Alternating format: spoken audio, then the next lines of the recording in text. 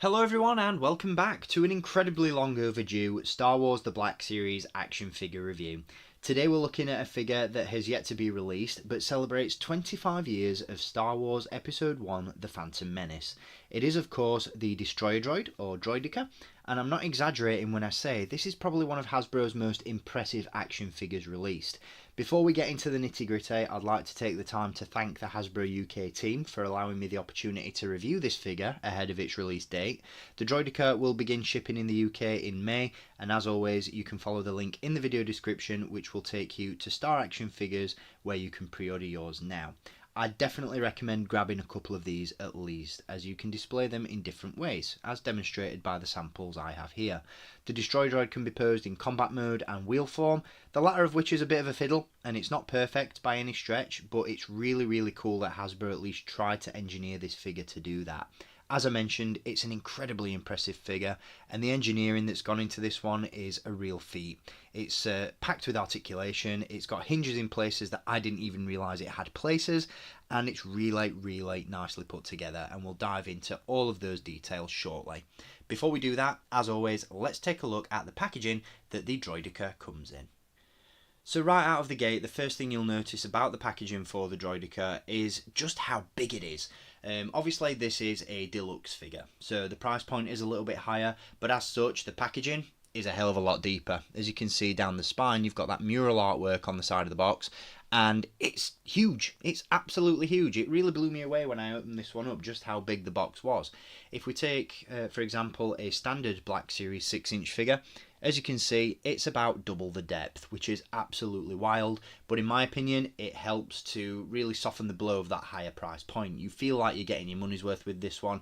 There's a hell of a lot of plastic used, and it's one of, I'd say, the few Black Series deluxe releases that actually warrants the higher price. So, in that respect, top marks to Hasbro there. The packaging itself, really nice. As you can see down the spine, you've got this really nice artwork of the Destroyer Droid itself.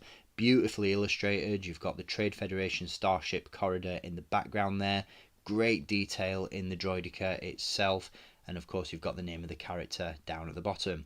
You've got the copper band that runs all the way around the box, which indicates this figure is of course from the Phantom Menace. And this is only the 4th figure to be released in this phase of Black Series packaging from Episode 1, which is quite surprising, but we'll be taking a look at some of the other figures from this film in future reviews, so make sure you stay tuned for those. As you can see on the back, you've got that image of the Droideka once again, and a brief description of the character and the Star Wars The Black Series logo plastered all over the box. So really cool stuff. Again, the box is absolutely humongous, and if you're one of those collectors who likes to display all of their Black Series boxes alongside one another to create the mural, this is going to look really cool on your shelf. So really nice packaging for a really nice figure. So let's jump into the review and take a look. So first and foremost, let's touch on the overall sculpt of the Destroyer Droid. The first thing that really struck me about this one, as I mentioned when we were taking a look at the box, is just how big it is. I had no idea watching the Droidekas in action in the films that they were as large as this figure depicts them. Depending on how you extend the legs, the figure is about the same height as a standard human or humanoid Black Series 6-inch figure. So if we take for example the recently released Phase 1 Clone Trooper, as you can see, depending on how you extend the legs, they stand at about the same height, which is really cool. In addition to the plethora of articulation points, this really makes you feel like you're getting your money's worth with this figure. It's very faithful to its on-screen counterpart as well. It captures every last little mechanical detail, and what I really like about this aspect of the figure is that the articulation doesn't hinder the aesthetic of the droid itself. The hinges, articulation points just add to those mechanical details, and it doesn't feel like a toy at all, which is really cool. If anything, it feels like a scaled down prop, and that's something that I think most recent Black Series figures have done really well. So I'm more than impressed with this figure. I think it's absolutely fantastic, and with articulation in mind, I'm going to give it my best shot to cover all of the articulation in this figure. Quite honestly, the sheer amount of articulation points it has overwhelmed me when I took it out of the box. So my apologies in advance if there are any that I miss, but I've tried to use the Episode 1 visual dictionary as a resource to try and describe this figure with as much anatomical correctness as I can, so do bear with me and like I said, if I miss any, my apologies. So here we go, let's give it a go. I'm just going to move the Destroy Droid to one side because I don't want to hit my mic. But yeah, this figure is packed with articulation and posability. First and foremost, up top we do have this back shell plate which is attached to the body via a double hinge. What's really cool about this is that the movement of it gives a really smooth pneumatic feel, which I really like. I think that's an absolutely awesome touch, and Hasbro have done a really good job with the overall articulation on this figure. I do apologise that my hands are a little bit shaky as well. I haven't had my breakfast yet. The head itself is also attached to the back plate via a very small ball joint. Overall, I'd say try not to be too heavy-handed with either the back plate or the sensor head at the front, just because those attachments are so delicate. I popped the back plate off quite a few times when posing this figure, and the head itself, because it's attached to that back plate via a small ball joint, it could be prone to snapping if you're a little bit too heavy-handed with it, so do be mindful of that. When you transition this figure from combat mode to wheel form, the head does extend down on this sort of sliding rod. As you can see, that extends and retracts. You're going to probably want to keep this retracted when you've got it in combat mode, just because it looks a little bit awkward when it's extended when the droid stood up. But like I said, for the wheel form, it does pull all the way down. The sternum, neck and all that sort of stuff, the spine is all articulated in multiple places as well. You've got hinges in places, like I said, I didn't even know this Droideka had places. You do have a hinge down at the bottom of the spine, as you can see. So again, all of these hinges do help to adjust the height of the figure. The shoulders are on a double joint as well, or at least there are two joints, should I say. They lift up and down. Not a great deal of movement there, but they lift nonetheless. You've also got the shoulder, which is on a hinge as well, but do be careful once again with these power cables. These are attached at the shoulder and the bicep, and if you extend that arm a little bit too far, it's going to put a lot of strain on the power cable and eventually snap them, so do be careful with that. There is a swivel at the bicep, which does allow a little bit more freedom of movement, as you can see. It's not quite as strained as the shoulder joint, but it's just something to be mindful of once again. What I really like about this figure, one of my favourite aspects of it actually, is that when you extend the arm, as you can see, it's got this this piston or extensor there, which when you move it, that slides in and out, which I think is an absolutely incredible piece of engineering. The effort that Hasbro have gone to create this hydraulic pneumatic system, it looks awesome and it feels great, and it's just such a cool figure. Details like that really help to add to this one in my opinion, and there is a hinge also in the forearm just above the cannon there as well. It's really cool articulation. These shield projector plates also extend and retract, as you can see. They fold in and out, which again aids in that transition from combat to wheel form. And finally, you've got the legs on hinges as well. We've got a hinge at the hip there, what I'm going to call the thigh. There's a hinge there as well, and there's also a hinge at the knee. So really good articulation on this one. Paint details as well, really nicely done. You've got a flat matte grey on most of the figure, but then the head and all these different plates all have this sort of shiny brown touch to them, which looks really nice.